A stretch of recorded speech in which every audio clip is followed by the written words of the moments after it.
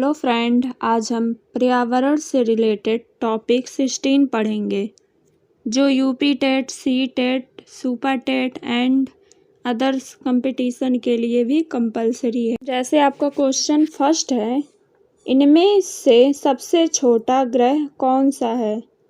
इसका आंसर होगा मंगल। मंगल आपका सबसे छोटा ग्रह है। इसे लाल ग्रह भी बोलते हैं। उसके बाद आपका क्वेश्चन सेकंड है, किस ग्रह के अधिकतम उपग्रह हैं? इसका आंसर होगा बृहस्पति। बृहस्पति सौरमंडल का सबसे बड़ा ग्रह है जो सूर्य की परिक्रमा 11.9 वर्ष में करता है।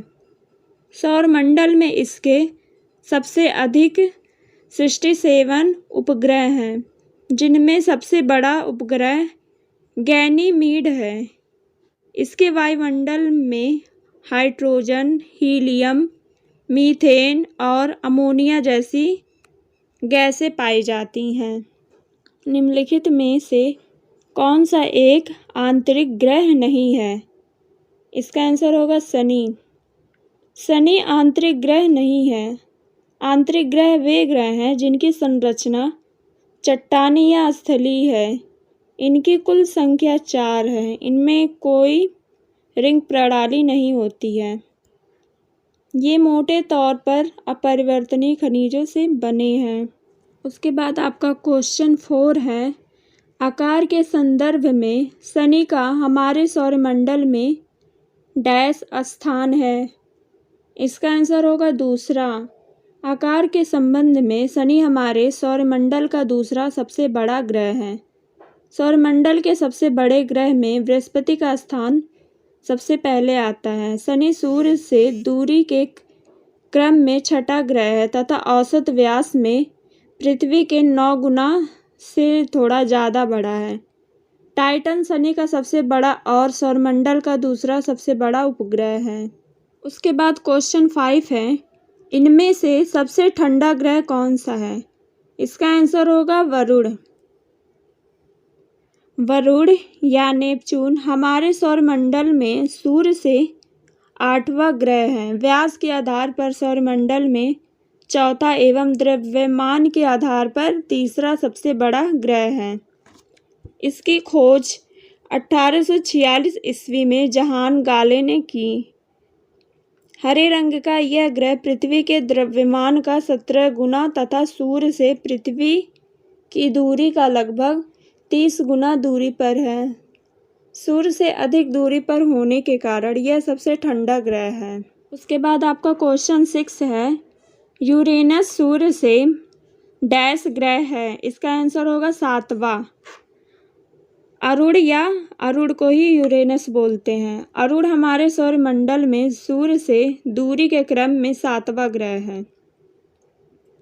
व्यास के आधार पर यह सौरमंडल का तीसरा बड़ा ग्रह और द्रव्यमान के आधार पर चौथा बड़ा ग्रह है। हमारे सौरमंडल के देवदानव कहे जाने वाले 4 ग्रहों में अरुण एक है। अन्य 3 बृहस्पति, शनि और वरुण हैं। के बाद क्वेश्चन 8 है, निम्नलिखित में से कौन सी रेखा भारत के लगभग आधे हिस्से से में होकर गुजरती है? इसका आंसर होगा कर्क। कर्क रेखा उत्तरी गोलार्ध में भूमध्य रेखा के समांतर 23 डिग्री 30 मिनट पर खींची गई है। ग्लोब पर पश्चिम से पूर्वी खींची गई काल्पनिक रेखा है। यह भारत के लगभग बीच में से होकर गुजरती है।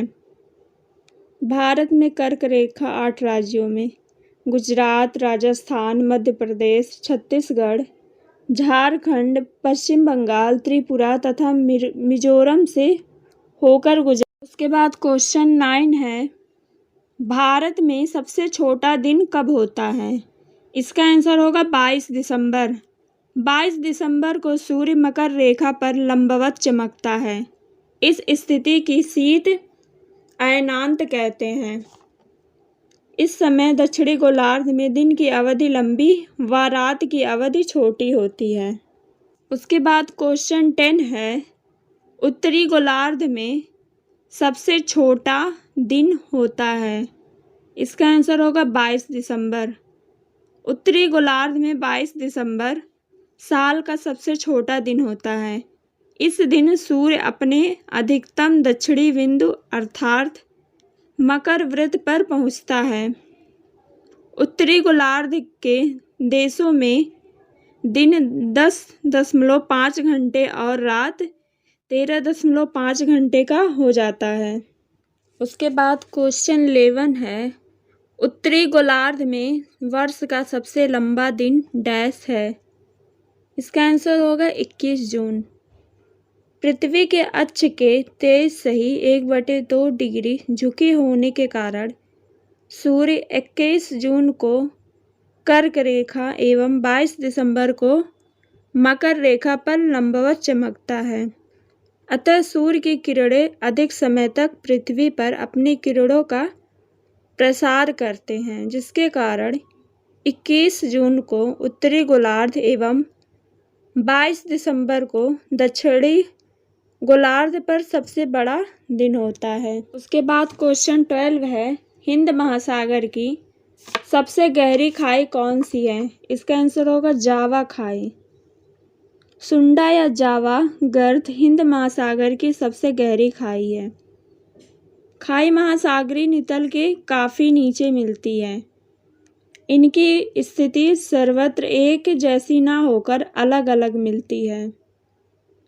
इनकी उत्पत्ति विवर्तनिक क्रियाओं के फलस्वरूप होती है। उसके बाद क्वेश्चन 13 है, निम्नलिखित में से कौन सा आग्नेय चट्टान का उदाहरण है? इसका आंसर होगा बेसाल्ट।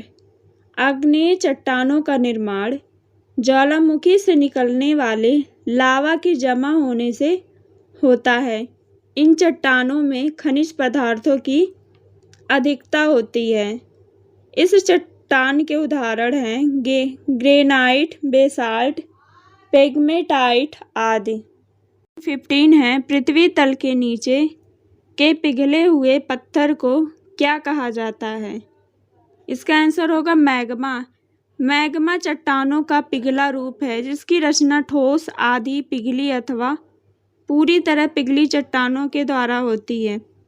मैग्मा के बाहर निकलने वाले रूप को लावा कहते हैं। क्वेश्चन 16 है, पृथ्वी की पपड़ी में मुख्य रूप से डैश शामिल है।